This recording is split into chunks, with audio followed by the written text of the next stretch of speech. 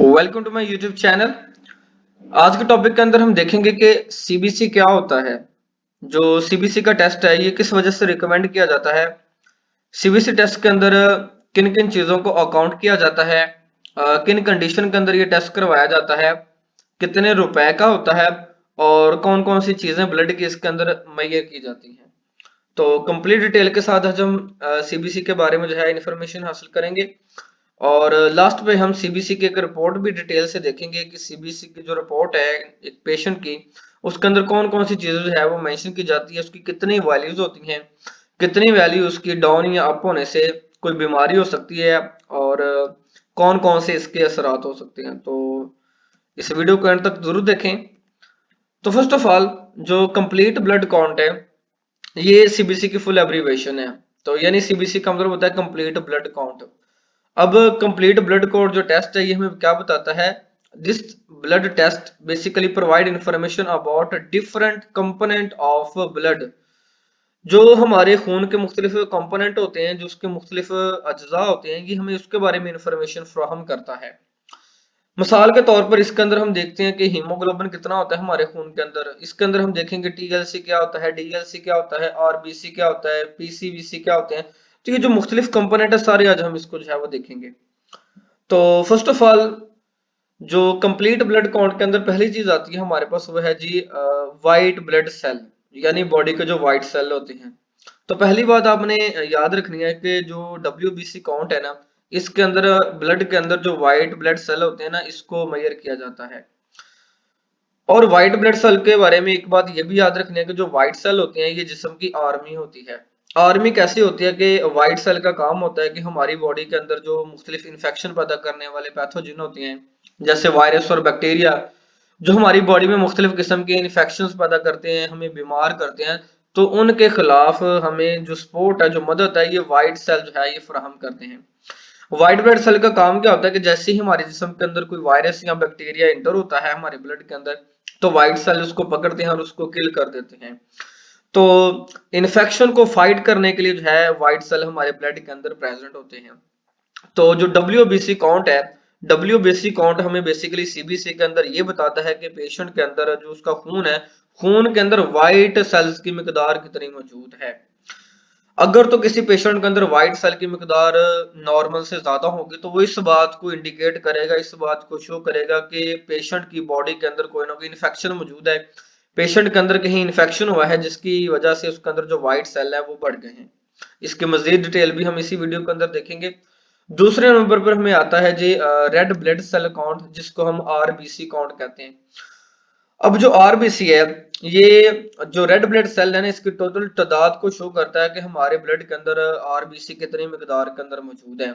और हमें ये भी पता होना चाहिए कि चीज जो आरबीसी है ना, इनका बॉडी के अंदर सबसे खास काम जो होता है ना, it carry oxygen to our body. हमारे जिस्म को ये ऑक्सीजन फ्राहम करने का काम करती हैं।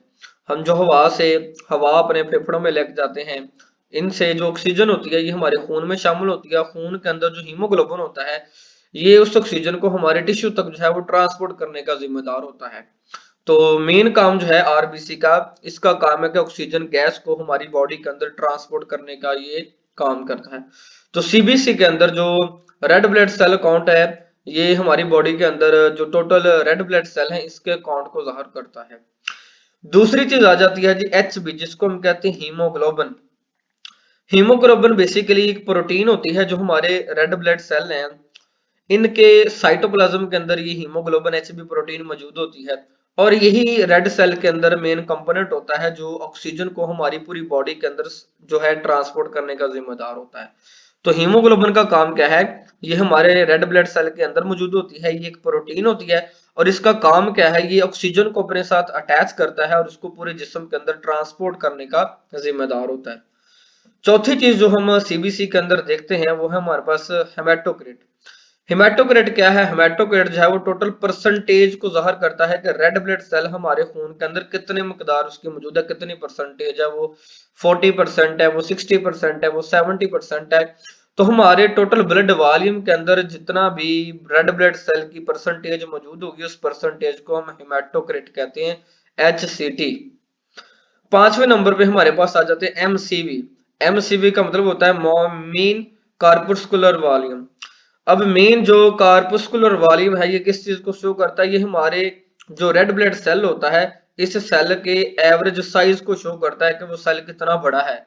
हमारा जो खून का सेल है क्या वो कितना वो बड़ा है कितना वो छोटा है, इसको जाहिर करने के लिए जो है हम MCV को चेक करते हैं। तो MCV का मतलब क्या, मैं दोबारा बता दूं, मीन कार्पस्कुलर वॉल्यूम।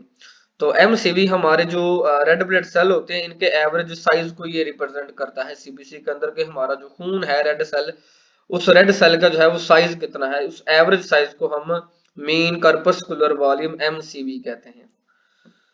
छठी चीज जो हम सीबीसी के अंदर देखते हैं वो है मीन कार्पस्कुलर हीमोग्लोबिन, जिसको MCH कहते हैं। MCH सीबीसी के अंदर जो हमारी हीमोग्लोबिन की एवरेज अमाउंट है, हीमोग्लोबिन की अमाउंट को ये रिप्रेजेंट करते हैं कि खून के अंदर जो हीमोग्लोबिन है उसकी एवरेज अमाउंट कितनी प्रेजेंट है। इसकी जितनी वैल्यू होती है आगे चल के हम उसको जो है वो डिस्कस करेंगे। सातवें नंबर पे हमारे पास आ जाता है mean corpuscular haemoglobin concentration. Mean corpuscular haemoglobin concentration किस चीज को हम शायर करती है, ये जाहिर करती है कि जो एवरेज कंसंट्रेशन है हीमोग्लोबिन की रेड ब्लड सेल के अंदर वो कितनी है, यानी ये एवरेज अमाउंट को जाहिर करता है कि हमारे खून के अंदर एवरेज अमाउंट कितनी है हीमोग्लोबिन की। उसके बाद प्लेट काउंट, प्लेटलेट काउंट बड़ा इंपॉर्टेंट होता है क्योंकि हमारे ये खून को जमने में मदद देता है। जब कोई भी हमारी बॉडी के ऊपर कट लगता है तो वहां से जो है ब्लीडिंग होना स्टार्ट हो जाती है। तो वहां से ब्लीडिंग को रोकने के लिए, ब्लड क्लॉटिंग के लिए जो है खून को जमाने के लिए ये प्लेटलेट बहुत जरूरी होता है। जिन लोगों के अंदर हम देखेंगे सीबीसी के अंदर के प्लेटलेट जिनका कम हो जाएगा उनके अंदर ब्लीडिंग के इश्यू आते हैं, उनके मसूड़े से उनके नाक से जो है वो खून बहना शुरू हो जाता है और उनका खून पतला हो जाता है काफी ज्यादा। नौवें नंबर पे हमारे पास आता है जी RDW, जिसको हम कहते हैं cell red cell distribution width. जो रेड सेल डिस्ट्रीब्यूशन विड्थ है ये किसको रिप्रेजेंट करती है, ये वेरिएशन को मेयर करते हैं कि रेड ब्लड जो सेल है इसके साइज में कितनी वेरिएशन आ रही है, उसका जो साइज है कितना वो कम है ये कितना ज्यादा है, तो इसकी एवरेज मेयर को हम जो है वो RDW यानी रेड सेल डिस्ट्रीब्यूशन विड्थ कहते हैं। इसके बाद हम देखेंगे कि ये सीबीसी के अंदर जो मुख्तलिफ कंपोनेंट होते हैं इन कंपोनेंट की नॉर्मल रेंज क्या क्या होती है। इनकी नॉर्मल रेंज अगर नहीं होगी, ये जरूरत से कम या ज्यादा होंगे तो कौन कौन सी बीमारियां हो सकती हैं। तो फर्स्ट ऑफ ऑल पहले हमारे पास आ जाता है हीमोग्लोबिन, जिसको हम HB कहते हैं। जो HB है हमने पहले पढ़ लिया कि इसका काम होता है कि ये ऑक्सीजन को हमारी बॉडी के अंदर ट्रांसपोर्ट करता है। अब अगर इसकी वैल्यू की बात करें तो नॉर्मल इसकी जो वैल्यू है ये होती है 13.5 से लेके 17.5 ग्राम पर डेसीलीटर। इसको ग्राम पर डेसीलीटर के अंदर मेजर किया जाता है और मर्दों के अंदर ये ज्यादा मिकदार में होती है, 13.5 से 17.5 के दरमियान होती है। अगर किसी बंदे के अंदर 13.5 से कम होगी तो फिर उसको जो है वो एनीमिया की बीमारी हो जाएगी। तो इसकी जो नॉर्मल मिकदार है कम से कम मर्दों के अंदर ये 13.5 ग्राम पर डेसीलीटर जो है वो मौजूद होनी चाहिए। तो अगर इसका लेवल 13.5 से कम हो जाएगा तो इसका लो लेवल कंसिडर किया जाएगा। जबकि अगर वुमेन की बात की जाए तो औरतों के अंदर इसकी जो मिकदार होती है ये 12 से लेके 15.5 ग्राम पर डेसीलीटर होती है। तो 12 से अगर कम हो जाएगी तो वो भी डिजीज कंडीशन के अंदर आ जाएगी। तो नॉर्मल इसकी जो मिकदार है वो मिनिमम कम से कम 12 जो है ये ग्राम पर डेसीलीटर होनी चाहिए। उसके बाद HCT हमारे पास आ जाता है हिमेटोक्रिट। हिमेटोक्रिट जो है ये रेड सेल का जो वॉल्यूम है इसको मेजर करता है। तो मैन के अंदर इसकी परसेंटेज होती है ये 38.3 से लेके 48.6% होती है। तो इसको परसेंटेज में हम मेजर करते हैं। तो किसी भी मेल के अंदर अगर इसकी वैल्यू 38.3 से कम होगी तो डिजीज कंडीशन होगी। इसी तरीके से औरतों के अंदर जो मेन जो हेमाटोक्रिट होती है इसकी वैल्यू 35.5% से 44.9% होती है। तो 35.5 से अगर इसकी मिकदार कम होगी तो वो भी डिजीज कंडीशन के अंदर चली जाएगी। इसी तरीके से जो MCV है यानी जो मेन कर्पस्कुलर वॉल्यूम है ये एवरेज रेड सेल के साइज को मेजर करने के लिए होता है और इसको हम एक यूनिट फेम्टोलीटर में मेजर करते हैं। अक्सर आपने मेडिकल रिपोर्ट सीबीसी की रिपोर्ट के अंदर FL छोटा लिखा देखा होगा। ये जो FL है ये फेम्टोलीटर को रिप्रेजेंट करता है। तो इसकी जो वैल्यू होती है ये 80 से 100 फेम्टोलीटर होती है। 80 से कम होगा तो ये भी डिजीज कंडीशन के अंदर चला जाएगा। तो 80 से कम होगा तो लो हो जाएगा, और 100 से ज्यादा हो जाएगा तो फिर ये हाई वैल्यू में चला जाएगा। तो दोनों ही जो है डिजीज कंडीशन के अंदर जाएंगे। कम से कम 80 होना चाहिए और मैक्सिमम ये 100 होना चाहिए। सिमिलरली जो WBC सेल है यानी व्हाइट सेल हैं, ये हमने पहले भी बात की कि बॉडी के अंदर इन्फेक्शन के खिलाफ ये इन्फेक्शन के खिलाफ फाइट करते हैं, हमारी बॉडी को ये डिफेंड करते हैं किसी भी बैक्टीरियल और वायरल इन्फेक्शन के खिलाफ, और बॉडी के अंदर इन्फ्लेमेशन भी क्रिएट करते हैं।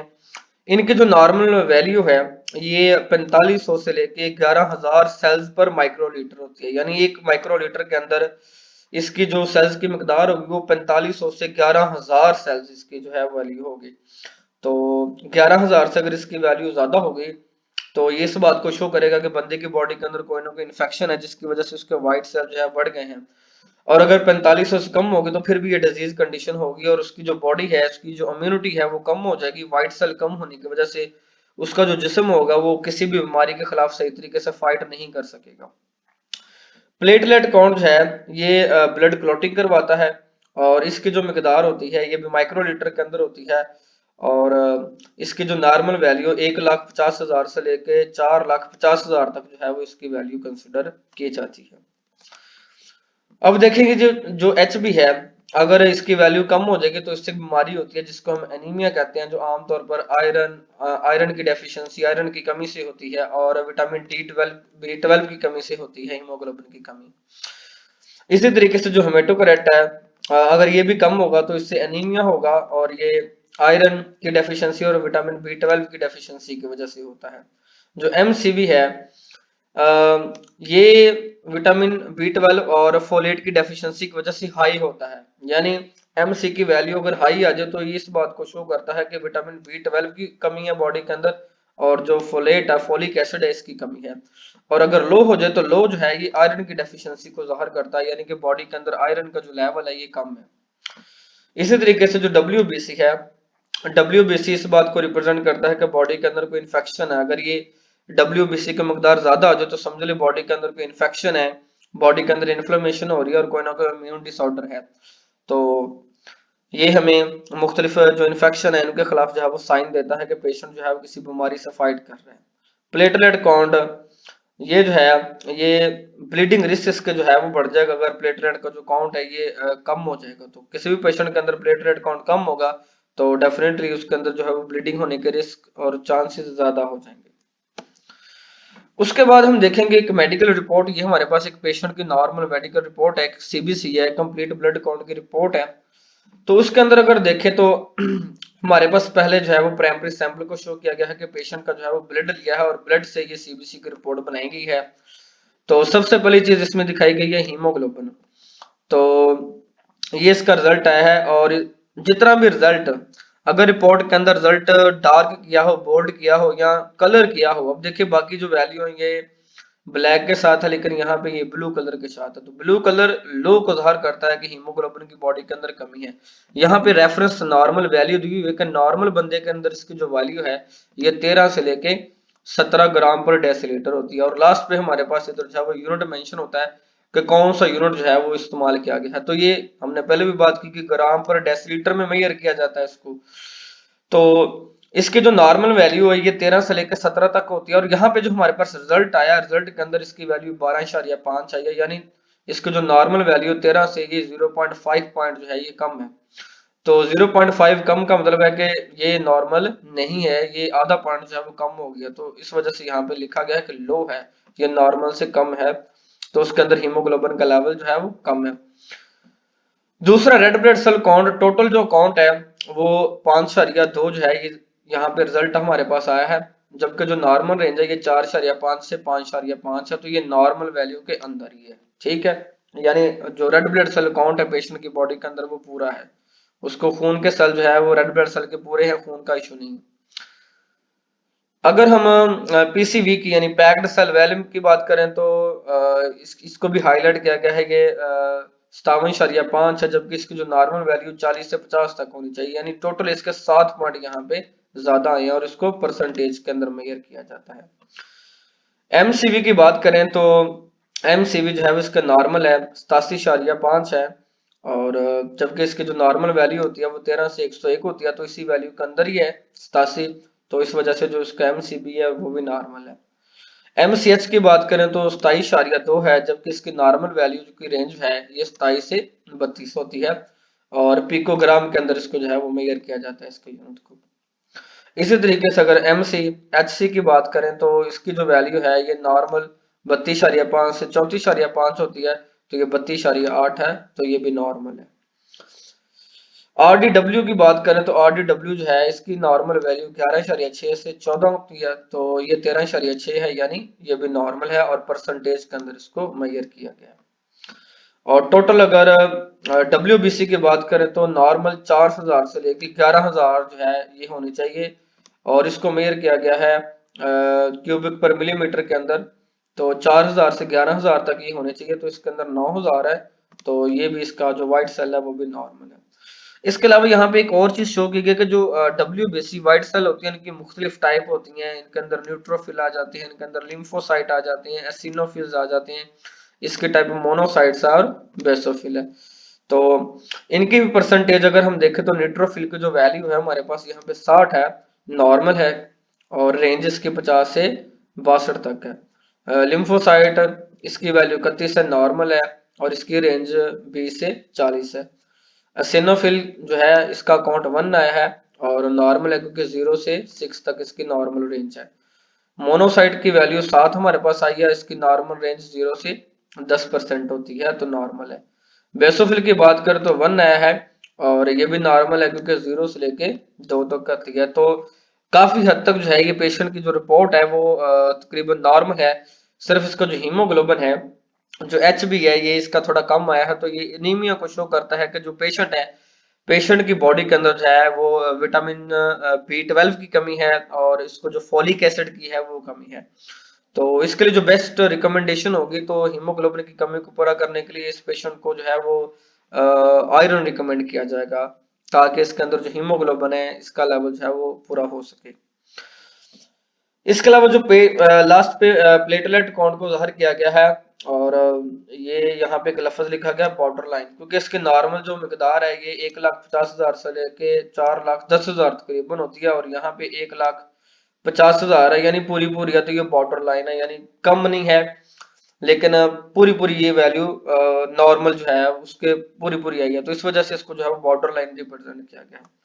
और लास्ट में ये हर लैब के अंदर मेंशन ही होता है, इंस्ट्रूमेंट जो है वो मेंशन किया गया है कि इसको जो है वो fully automated cell counter machine की मदद से इस टेस्ट को रन किया गया है, और इसका जो मॉडल है मिडरेट 300 मशीन का इस्तेमाल किया गया है। फुली ऑटोमेटेड की मशीन होती है जिसकी मदद से जो CBC का टेस्ट है ये किया जाता है, और CBC का जो टेस्ट है ये किसी भी पेशेंट की बॉडी के अंदर जो उसका मुकम्मल जो उसकी ब्लड प्रोफाइल होती है ये हमें उसके बारे में इंफॉर्मेशन देता है कि उसके कौन कौन से ब्लड के कंपोनेंट है।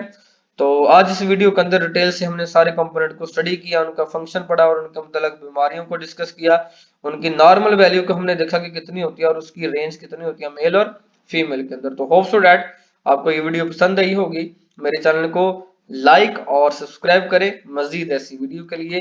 Thank you so much.